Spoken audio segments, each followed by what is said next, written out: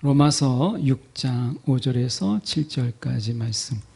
신약성경으로는 246쪽의 말씀입니다.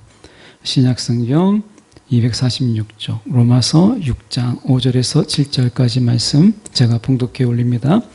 만일 우리가 그의 죽으심과 같은 모양으로 연합한 자가 되었으면 또한 그의 부활과 같은 모양으로 연합한 자도 되리라.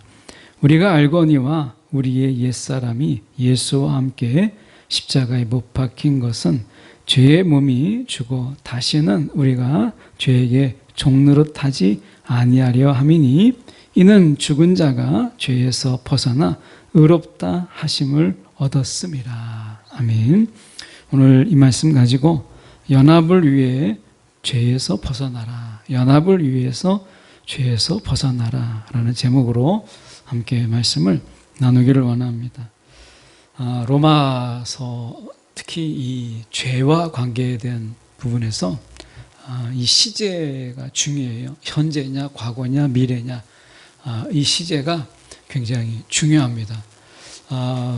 구약의 히브리어는 다행히 우리가 이게 단수냐 복수냐라고 하는 것, 남성이냐 여성이냐라고 하는 것이 분명하다면 헬라어는 정말 감사하게도 헬라어의 문법은 시제가 분명해요. 이게 과거냐 현재냐 지속적인 것이냐 완료된 것이냐. 그래서 하나님께서 정말 언어를 쓰실 때에도 우리가 히브리어에는 남자인지 여자인지 아니면 이것이 어떻게 보면 그 속에서 이 어떻게 보면 단수냐 복수냐 이게 분명해요.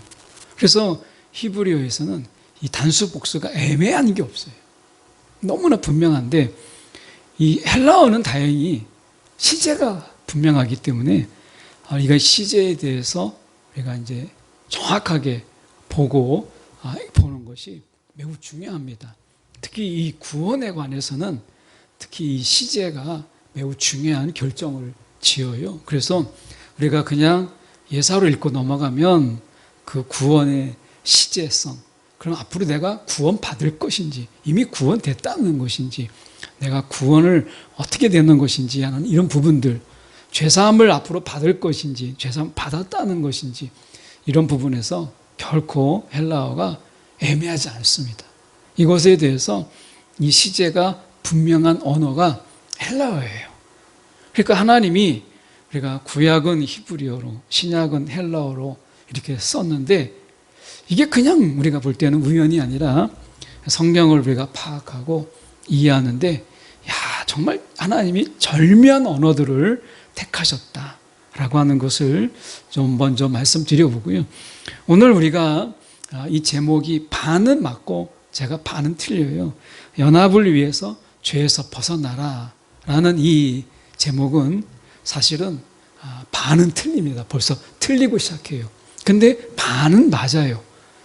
왜 이 틀린 제목을 가지고 왜 말씀을 나누려고 하는가라고 하는 부분을 저희가 살펴보려고 해요. 연합을 위해서 죄에서 벗어나라 라는 이 말은 이미 벌써 로마서로 본다면 틀린 말이거든요. 그런데 나중에 다 돌아보면 또 맞는 말이에요. 그래서 이 제목을 중심으로 해서 저희가 말씀을 좀 더 살펴보려고 합니다. 전체 배경을 먼저 살펴보기 전에, 말씀을 살펴보기 전에 군대 얘기를 좀 하는 게 필요한데요. 군대 얘기가 좀 어려우면 우리가 이 한 드라마 속에서 나오는 이야기를 잠깐 해보려고 합니다. 이제 노예로 잡혀갔어요. 그 종으로 잡혀갔는데 그 종이 도망을 하다가 잡히게 되거나 주인의 말을 듣지 않으면 막 펄펄 끓는 물을 막 얼굴에다 붓고 손에다 붓고 때로는 그 손가락을 몇 개를 잘라요. 그냥 그때 당시에 마취가 있겠어요? 소독이 있겠어요? 그러니까 그냥 그것으로 절단기로 자르는 거예요. 그러니까 손가락을 자르죠. 그 펄펄 끓는 물로 그냥 붓죠. 옛날에 같은 경우는 막 뜨거운 인두 같은 경우로 살을 막 지져요. 이렇게 해도 우리가 아무 말 못하는 게 이게 종이에요. 이게 노예예요. 노예. 얼마 전에 안타까운 사건이지만 우리가 본문을 이해하는 데는 좀 도움이 되기 때문에 좀 잔인한 예지만 잠깐 예만 들겠습니다. 한 중학생 아이가 오토바이 하나를 훔쳐서 40대 여성이 지나가는 것을 오토바이로 납치를 해요. 그래서 그 여자분을, 이제 40대 된 여자분을 납치해가지고 빈 학교에 데리고 가서 내리자마자 바로 끌고 가서 학교에서 한 게 무엇이냐면, 정말 그분이 이야기하는데 3초에 하나씩 맞았대. 3초에 하나씩 막 두들겨 패는 거예요. 정신없이 맞는 거예요. 왜 그랬느냐? 경찰들이 이야기합니다. 완전히 불복하지 못하는, 어떻게 내가 불복해야 되겠다, 반항해야 되겠다, 저항해야 되겠다라는 그 마음을 완전히 그 마음에서 포기하게 한다. 완전히 포기하도록. 그러니까 막 3초에 한 대씩 막 주먹으로 얼굴을 패고 배를 때리고 온몸을 때리는 거예요. 3초 한 대씩. 얼마를 맞았는지 나중에 이 여자분이 결국에는 내가 반항해야 되겠다, 저항해야 되겠다라는 마음이 완전히 포기될 때까지. 뭐 중학생이면 정말 아들뻘밖에 안 되는 거잖아요. 그런데 그 아이가 이야기하는 것에 대해서 화를 내거나 반항해야 되겠다라는 마음이 없게 한다는 거예요. 이게 노예입니다. 노예예요. 죄가 우리에게 그렇게 하는 거예요. 죄가 우리에게 얼마나 우리를 가혹하게, 그리고 얼마나 우리를 정말 참담하게 만드는지 몰라요. 그래서 그 죄에 대해서 저항하거나 반항하지 못하도록 하는 거예요. 군대를 제대하고 나서 우리가 제일 큰 악몽이 무엇이냐면, 자다가 꿈을 꿨는데 신병교육대에 다시 들어가는 거예요. 이게 가장 큰 악몽입니다. 제가 신학대학원을 다닐 때 이 교수님 한 분이 이제 미국에서 정말 어렵게 박사학위를 받았어요.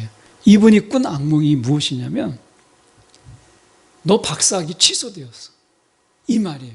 이분에게는 악몽이 그거예요. 너무 막 식은땀이 막 풀리면서 그렇게 어렵게 박사 논문을 썼는데, 그 교수님이, 담당 교수님이 꿈에 나와서, 이게 꿈인지는 모르죠.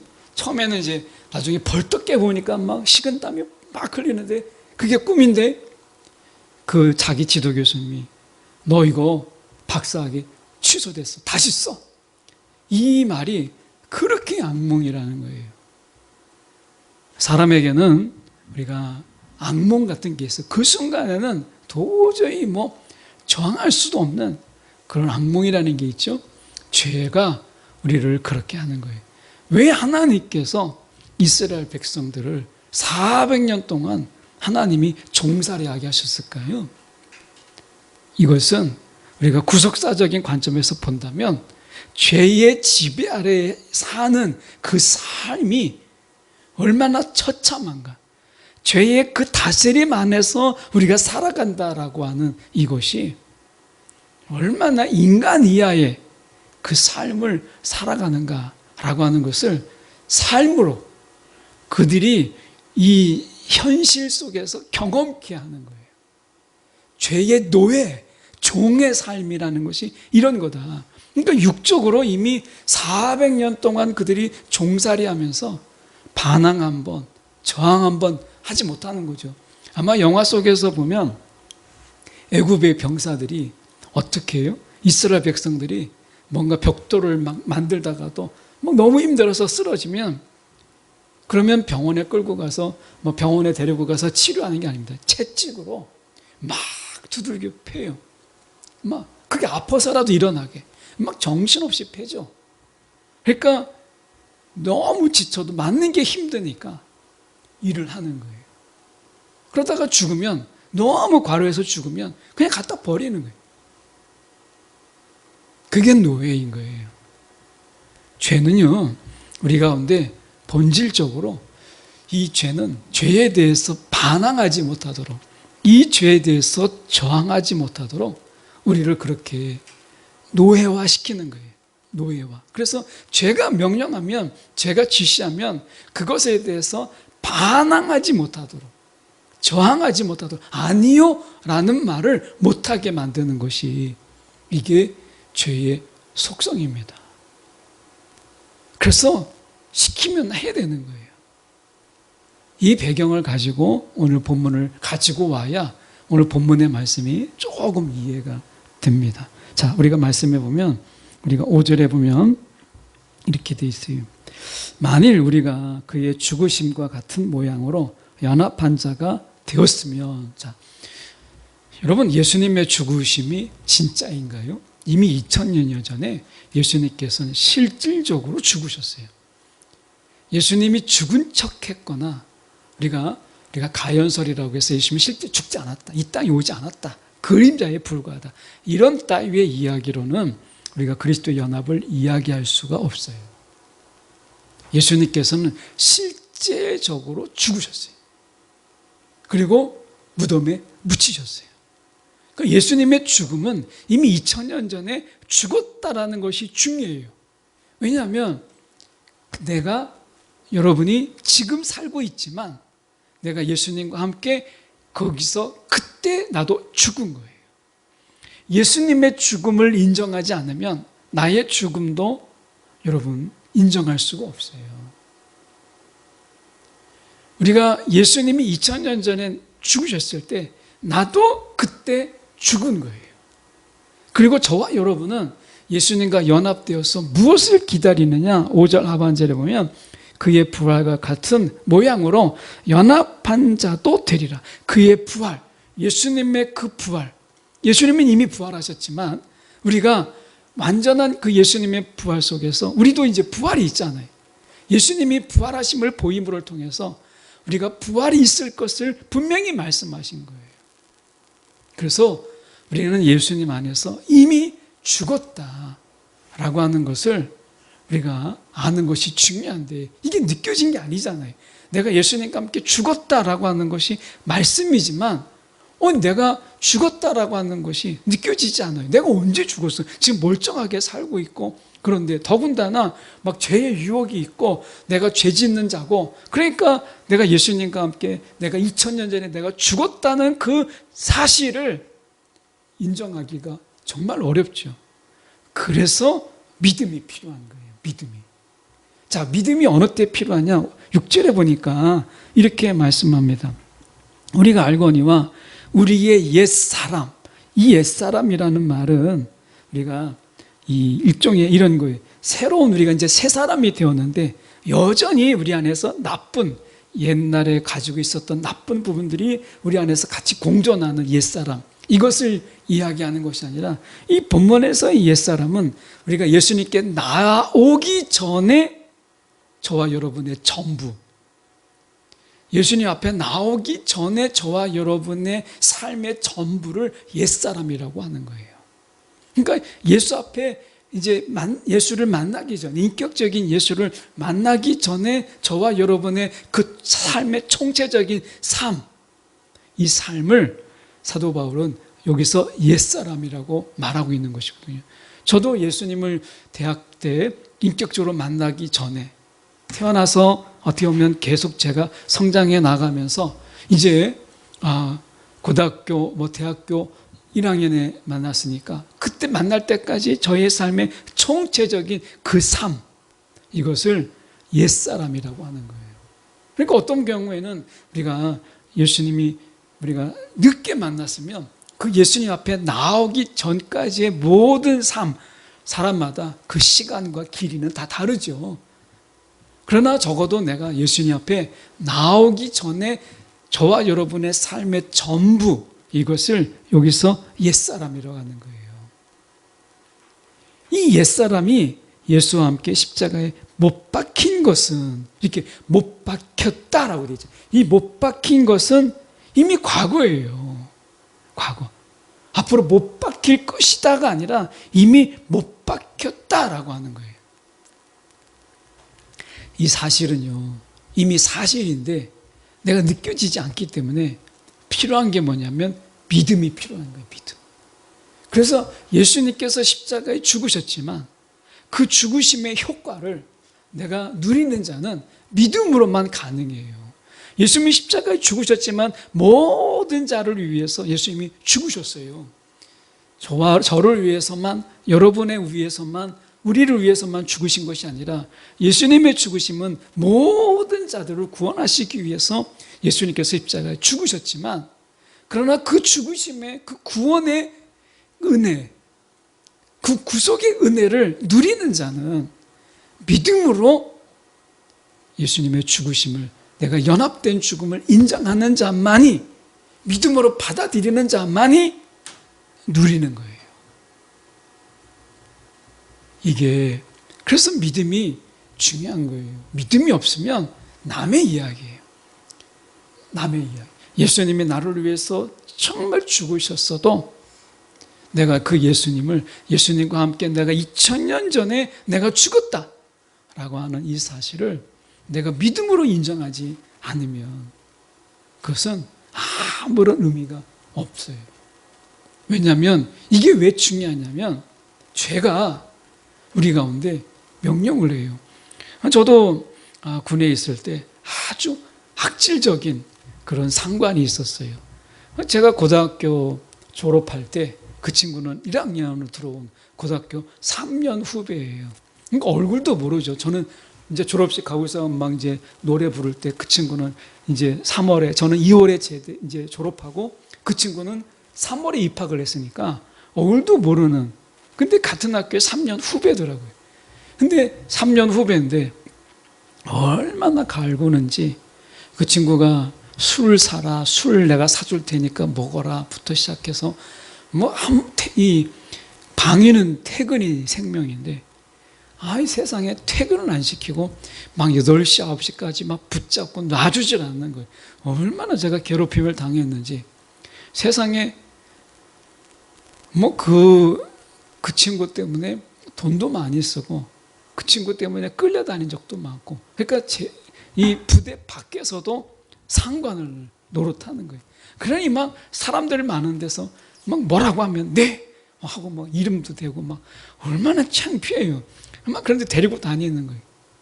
근데 얼마나 괴롭힘을 당했는지, 막 자다가도 막 꿈을 꾸면 이름을 부르면 네 관등성명 되고 그런 정도였어요.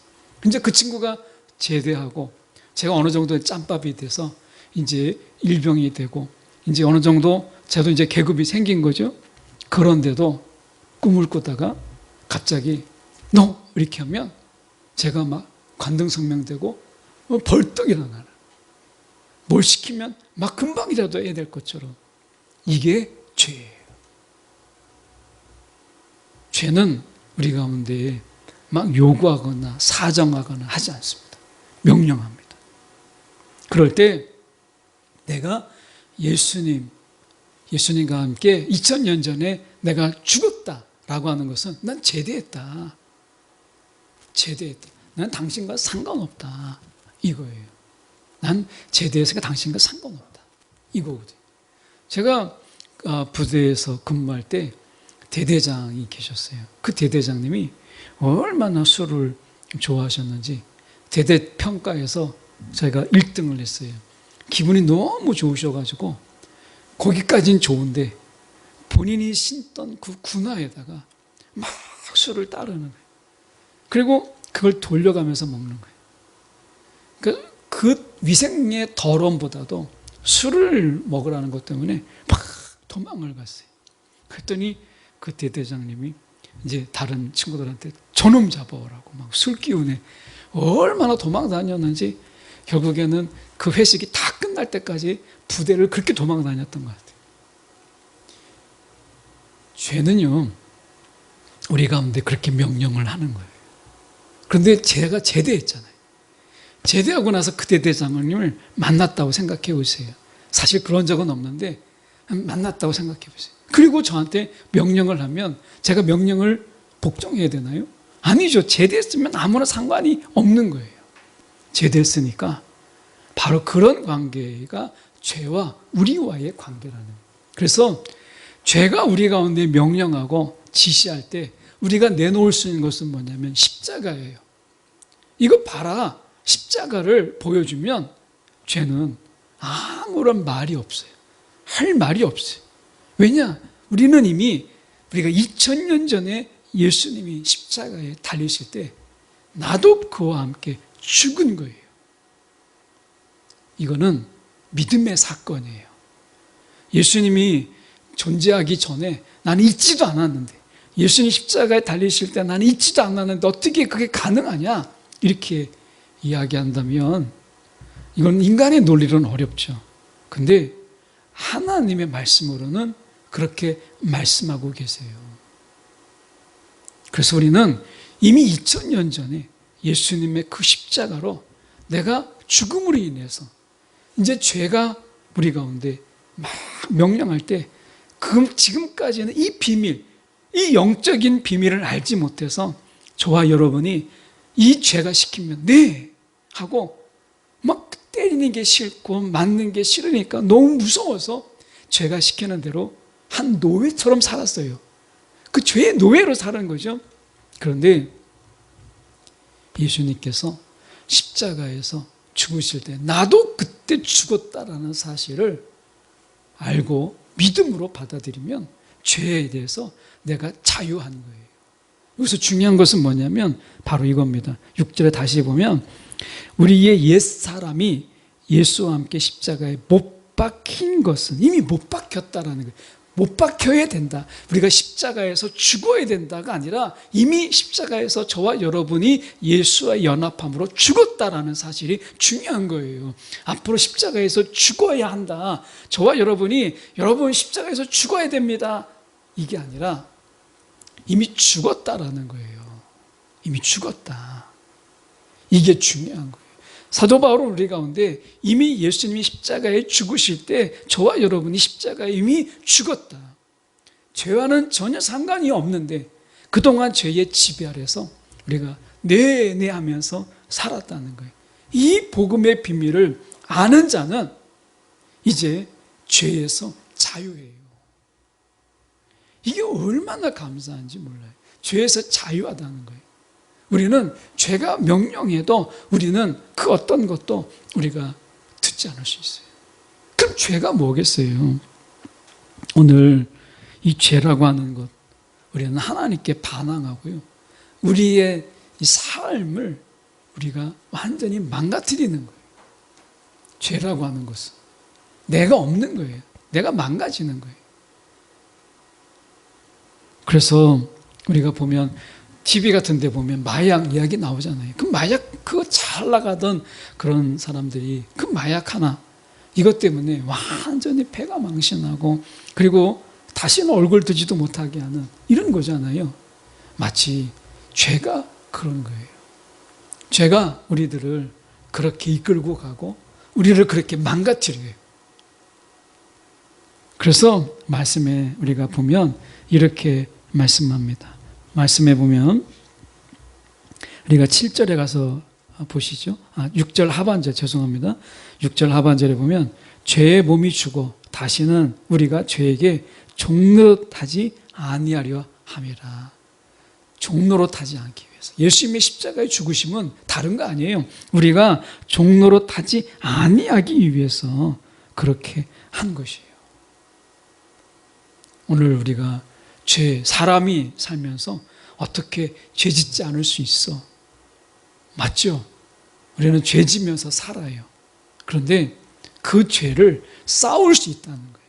죄와 싸워서 내가 그 죄를 반복해서 짓지 않을 이 싸움에 죄와 싸울 수 있는 이 권세가 저와 여러분 가운데 있다라는 거예요. 자, 그 말씀이 우리가 7절에 나옵니다. 7절에 보면 이는 죽은 자가 죄에서 벗어나 의롭다 하심을 얻었습니다 라고 얘기해요. 이 의롭다함을 얻었다라는 의미가 무엇이냐면 저와 여러분 속에서는 죄의 권세가 다 무너졌다.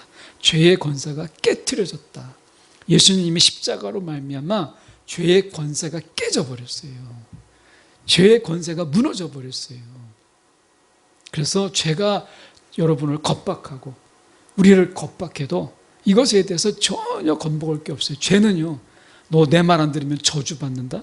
너 내 말 안 들으면 내가 병을 내리고 말 거야. 너 내 말 안 들으면 불행한 인생을 살 거야. 온갖 그들이 죄가 저 여러분에게 협박하고 겁박하죠.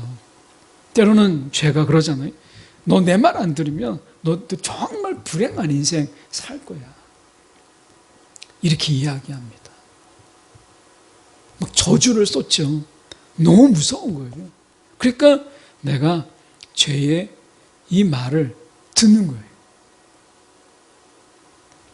뭐 좋은 예는 아니지만 우리가 이해하기 위해서 그 중학생이 그 40대 중년 여성을 사진을 다 찍어가지고 너 나한테 경찰 신고하면 내가 네 딸에게 다 보내고 네 딸도 그렇게 할 거야. 이렇게 협박했다는 거예요. 네 딸도 내가 너에게 그렇게 할 거야. 핸드폰을 뺏어가지고 가족 사진 다 보고 웬만한 거 다 뭐 카톡이나 이런 데 다 뜨잖아요. 너 딸에게 똑같이 할 거야. 이렇게 했다는 거예요. 얼마나 무섭겠어요. 죄가 바로 그런 거예요. 죄가 그 짓을 하는 거예요. 어쩌면 그 중학생도 돌아보면 영적으로 본다면 그 죄의 지배 아래서 그 죄의 명령과 지시를 어기지 못하고 그대로 따라간 그 중학생이 죄가 없다 이 얘기가 아니에요. 그 죄의 지배 아래 그가 얼마나 험악하고 얼마나 잔인하고 얼마나 파괴적인 일을 했는가 라고 하는 것을 보면 그 중학생도 영적으로 볼 때는 너무 불쌍하다는 거예요. 예. 죄의 지배 아래에 있는 자의 삶이 그렇다는 거예요. 그래서 우리는 어때요? 실제로 우리 마음속에 온갖 저주의 마음과 온갖 악독한 마음들이 우리 속에서 막 자라잖아요. 이게 죄의 지배 아래에서 살아가는 자의 삶인 거예요. 오늘 말씀 속에서 그래서 우리가 7절을 다시 가서 보면 죽은 자가 죄에서 벗어나 의롭다 하심을 얻었습니다. 이제 죄의 권세가 깨져버렸어요. 완전히 깨트려 버렸었어요. 그래서 우리는 형기를 마친 죄수처럼 군에 제대한 군인처럼 그리고 출애굽한 이스라엘 백성들처럼 바로가 뭐라고 하든지 그것에 대해서 반항하고 저항할 수 있어요. 애국 병사들이 막 쫓아오잖아요. 이스라엘 백성들을 향해서 홍해 바다를 막 뒤에 두고 있는데 너 거기서 멈춰라 막 하는데 어떻게 홍해 바다를 가르시고 막 그 마른 땅을 지나가잖아요.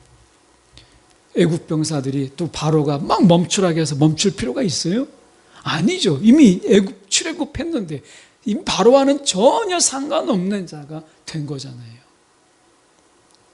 400년 종살이의 의미가 바로 그거예요. 너희는 죄에서 완전히 벗어난 자, 하나님의 다스림 안에 있다라고 하는 것을 말씀하는 거예요. 그래서 연합이 저와 여러분을 죄에서 벗어나게 한 거예요. 그런데 왜 연합을 위해 죄에서 벗어나라고 제목을 붙였느냐라고 하는 거예요. 그럼 죄에서 벗어났으면 어떻게 해야 되느냐? 우리가 그 연합의 지속성으로 살아야 되는 거예요. 그 말씀이 7절이잖아요. 죽은 자가 죄에서 벗어나 의롭다 하심을 얻었습니다. 이 의롭다 하심이라는 게 뭐겠어요? 주님과의 관계 속에서 긴밀하게 주님의 그 관계가 바른 관계, 의로움, 그거죠. 의라고 하는 것은 하나님과 우리 사이에 막힌 것이 무너지고 비틀어지고 왜곡된 것이 다 깨지고 하나님과 우리 사이에 그 온전한 관계, 그 바른 관계, 그 친밀한 관계가 의이잖아요. 그게 로마서에서 말하고 있는 의이거든요. 그러면 오늘 죄에서 우리를 죄의 권세를 깨트려 주신 주님 십자가에서 죽으실 때 우리가 믿음으로 예수님 안에서 내가 죽었습니다라고 우리가 믿음으로 그 사실을 받아들임으로 인해서 죄에서 우리를 건져주신 그 분명한 이유가 뭐겠어요? 죄에서 건져주심이 목적이 아니라 이제 하나님과 더 의로움으로 친밀함으로 더 깊은 사귐으로 우리를 부르시기 위해서 그런 거예요. 이게 뭐겠어요? 에덴 동산의 회복이죠. 아담이 하나님과 동산 중앙에서 함께 거닐면서 이런 얘기 저런 얘기 하나님과 막 그렇게 이야기하면서 너무나 즐겁게 하나님이 그 사랑을 공급받으며 살았던 것이 에덴이잖아요. 에덴이 깨져버렸어요. 근데 하나님께서 예수 그리스도를 통해서 회복하시는 게 뭐겠어요? 그 에덴의 삶, 하나님과 함께 친밀하고 긴밀하게. 그래서 우리가 하나님의 음성을 듣고 하나님의 마음이 느껴지고 그분의 은혜가 막 내 삶 속에서 막 공기가 찬바람이 불면 추움을 느끼는 것처럼 따뜻한 봄바람이 불면 따뜻함을 느끼는 것처럼 하나님의 은혜가 내 삶 속에서 막 속속들이 느껴지고 하나님의 그 친밀함이 내 속에서 막 사랑으로 너무 감사하게 느껴지는 이 머리가 아니라 우리의 삶 속에서 그 친밀함과 그 은혜가 마치 누군가에게 은혜를 받을 때 정말 너무 고마운 그런 배려함을 받고 누군가가 관심을 가졌을 때 우리 속에서 막 우러나오는 그 감사, 이런 게 있잖아요. 우리가 살면서 우리가 가끔 그런 경험을 경험하잖아요. 우리가 뜻하지 않았는데 누군가가 배려함을 통해서 막 우리를 챙겨줘요. 막 나를 챙겨줘요. 그럴 때 그 오는 막 우러나오는 그 감사가 있고 감동이라는 게 있잖아요. 사람에게는 그 감동, 이것이 하나님에게서 느껴지는 삶. 하나님이 내게 은혜를 주셨는데 머리가 아니라 막 감동이 막 밀려오고 하나님이 내게 사랑을 먹이시는데 그 사랑이 막 팍팍 느껴지는 부모님의 사랑이 우리가 느껴지는 것처럼 마치 하나님의 사랑이 머리가 아니라 그 사랑이 막 내게 느껴지는 이런 관계, 이것이 의롭게 한다. 이게 의의라는 거거든요. 죄가 있으면 이걸 못 느껴요.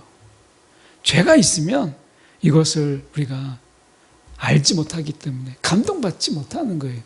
예수님께서 다시 말씀하시는 게 그분과의 연합, 이것은 시공간을 초월하는 역사예요.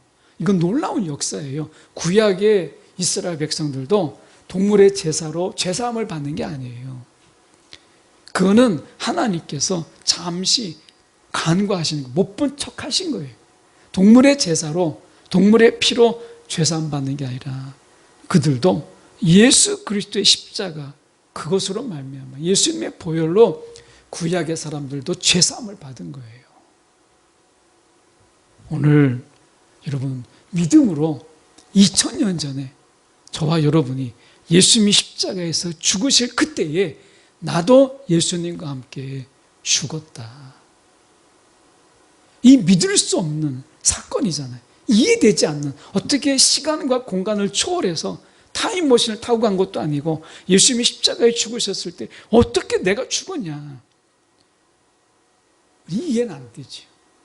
근데 믿음이 그래서 필요한 거예요. 하나님 우리 가운데 믿음을 주셔서 이게 믿어지는 거예요. 이게. 그래서 내가 예수님의 얼굴을 본 적도 없고 예수님의 손을 만져본 것도 없는데 내가 예수님과 예수님이 죽으실 때 나도 죽었구나. 이 사실을 이 죄에게 보이면 죄는요 아무 말 못합니다. 죄가 막 뭐라고 해도 우리는 들은 척만 척, 우리가 그냥 귀등으로 여겨도 죄는요 우리 와서 채찍질 하나, 아니 손가락 하나 대지 못해요. 이것이 예수님의 구원이에요. 이게 예수님의 십자가예요. 오늘 우리가 죄가 우리 가운데 위협하지요. 너 그렇게 살다가는 불행한다. 너 그렇게 살다가는 너 저주받아. 너 병들게 되고 아프게 되고 막 너에게 온갖 협박을 다 하죠. 불안하게 만들고 초조하게 만들고 그 앞으로 미래의 불확실 때문에 막 좌불안석이 어떻게 할 줄 모르겠는 거예요. 사단이 주는 게 우리가 불안과 초조, 공포, 두려움 이런 거예요. 이게 뭐예요? 다 죄를 통해서 협박하는 거예요. 근데 이 모든 것에서 불안하거나 또는 초조하거나 또는 막 우리 마음에 조급하거나 뭔가 쫓기는 듯한 이런 모든 것에서 자유함, 그것이 십자가예요. 십자가. 그래서 우리가 십자가의 삶을 살면 내일 일은 난 몰라요. 정말 대책 없는 것 같은 그 찬양을 우리가 드리면서도 감사할 수 있는 이유가 바로 십자가에서 내가 죽었다. 그렇다면 살리실 리가 그분이라면 이 말의 의미가 뭐겠어요? 우리를 진짜 살게 하신다는 거예요. 하나님이 저와 여러분을 정말 살게 하시는 그분이, 예수님께서 부활하신 것처럼 이를 부활하게 하실 것이, 그분이 이 세상의 삶을 왜 책임지지 않겠어요? 이 세상의 삶을 왜 모른 척 하시겠어요? 그러니까 그분이 해결해 주시고, 그분이 도와주시고, 그분이 채워주시고, 그분이 먹이신다는 거예요. 그게 십자가에서 출발하는 거예요. 출발. 아직 우리는 이미 십자가에서 죽었고 아직 부활되지 않았지만, 그러나 이미와 아직 사이 속에서 하나님의 그 간섭 속에 우리가 있다. 이것을 십자가로 확증한 것이죠. 성령으로 보증한 것이잖아요. 그러니까 우리가 사단이 주는, 그리고 죄가 주는 그런, 사단은 죄를 통해서 막 조장하잖아요. 우리의 불안을, 막 우리의 근심을, 막 우리 속에서 막 머리가 아플 정도로, 막 속이 막 메스꺼울 정도로 막 우리를 초조하게 만들고 막 몰아세우잖아요. 그런데 광야에서 먹이신, 40년 동안 먹이신 이가 하나님이세요. 신발이 떨어지지 않았다는 거예요. 그 하나님이 우리를 가나안 땅에 이끌 때까지 하나님께서 모든 걸 책임진 것처럼, 우리가 부활의 그 순간까지 우리를 왜 하나님께서 채워주시지 않고, 하나님께서 감당해 주시지 않고, 하나님께서 돌보지 않으시겠어요? 얼마든지 하나님은 그렇게 하실 수 있는 분이라는 거예요. 그래서 죄에서 우리는 자유하다. 불안하십니까? 십자가를 생각하세요. 초조하십니까? 뭔가 막 조급하고, 뭔가 막 내가 절망 속에서 막 나락에 떨어질 것 같고, 내가 뭐 하는 일마다 막 다 실패할 것 같고, 그렇습니까? 그렇다면 십자가를 붙잡으세요. 그러면 하나님이 나를 붙잡고 있음을, 하나님이 이미 나를 인도하고 있음을 알게 된다는 거예요. 오늘 하나님이 얼마나 놀라우신 분인지, 오늘 믿음으로 십자가에서 내가 이미 알지도 못하는 예수님, 그러나 성경 속에 있는 그 예수님과 함께 내가 죽었다, 이 사실만 내가 믿음으로 고백하면 나머지 모든 은혜가 다 내 것이 되고, 그분의 돌보심이 다 내 것이 되는 이 놀라운 은혜, 이 역사가 우리 가운데 있는 거예요. 정말 수진받은 인생 아니겠어요? 이런 인생이 어디 있겠습니까? 오늘 이 놀라운 은혜가 복음이라는 거예요. 우리 가운데 이미 주어졌다 말씀하는 거예요. 그래서 우리가 연합을 위해서 죄의 명령, 지시, 불안, 이런 모든 것에서 벗어나라는 거예요. 예, 그 속에 진정한 복이 있어요. 두려워하지 말아라. 죄가 우리를 조장하는 모든 것에서 여러분 자유함을 외치세요. 내가 십자가에서 이미 죽었다. 그러면 사단은, 그리고 죄는 아무 말 하지 못합니다. 오늘 이 복을 누리는 저와 여러분이 되기를 간절히 소망합니다. 기도하겠습니다.